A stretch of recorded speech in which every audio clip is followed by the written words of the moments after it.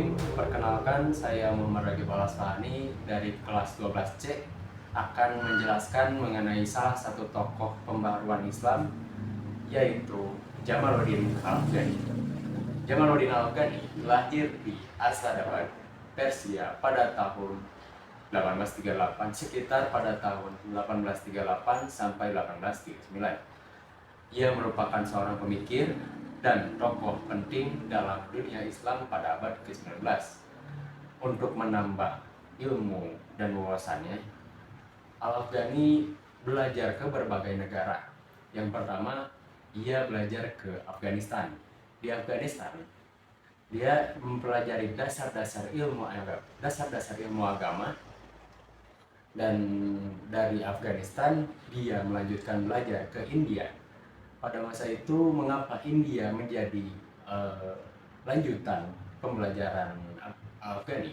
Karena India merupakan pusat intelektual yang dimana di sana Al-Afghani memperdalam pengetahuan dan ilmu dan berbagai ilmu pengetahuan.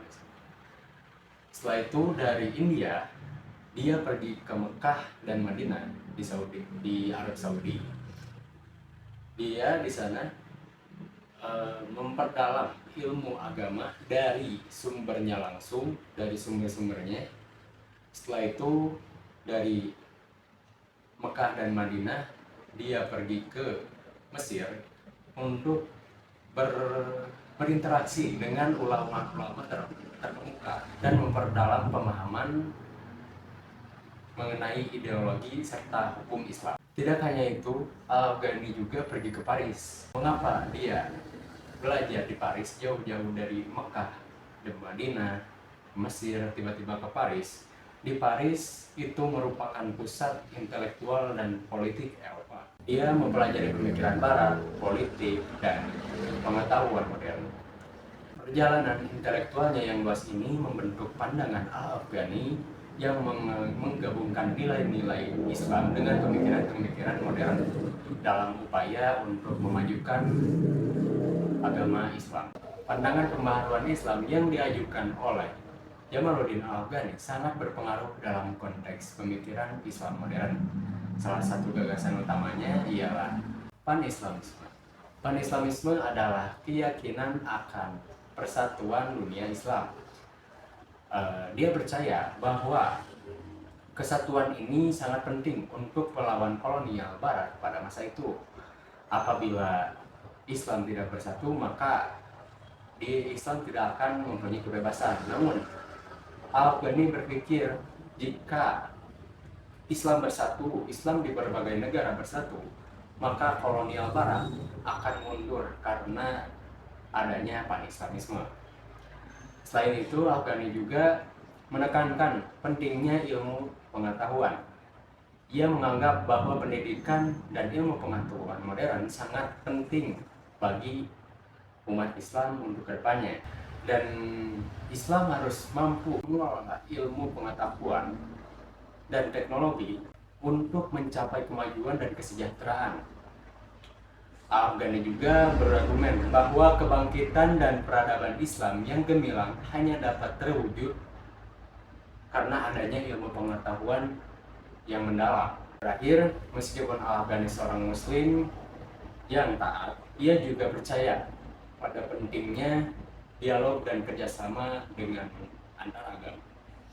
Ia tidak hanya berfokus pada umat Islam, namun juga ia berinteraksi dengan agama-agama yang lain, dengan umat-umat yang lain, dengan tujuan kemanusiaan yang lebih besar.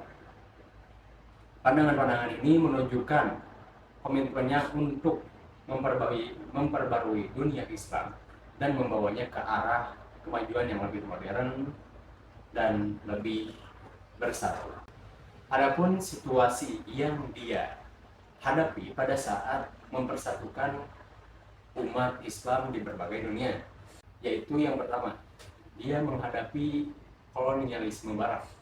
Banyak negara Muslim yang berada di bawah kekuasaan kolonial yang menghambat kebebasan dan kemajuan umat Islam. Kedua, ketertinggalan ilmu pengetahuan.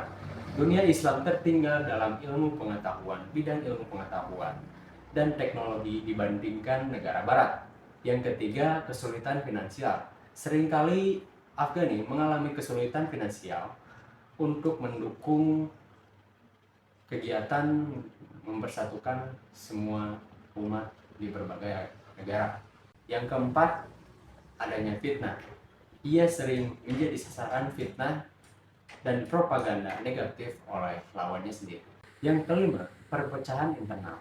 Umat Islam pecah dikarenakannya secara politik, sehingga menyulitkan usaha untuk mencapai persatuan.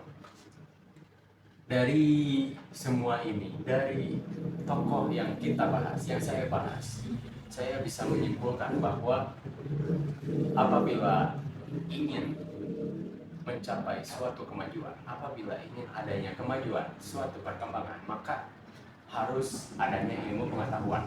Tanpa ilmu pengetahuan, kemajuan hanyalah omong kosong, perkembangan hanyalah omong kosong.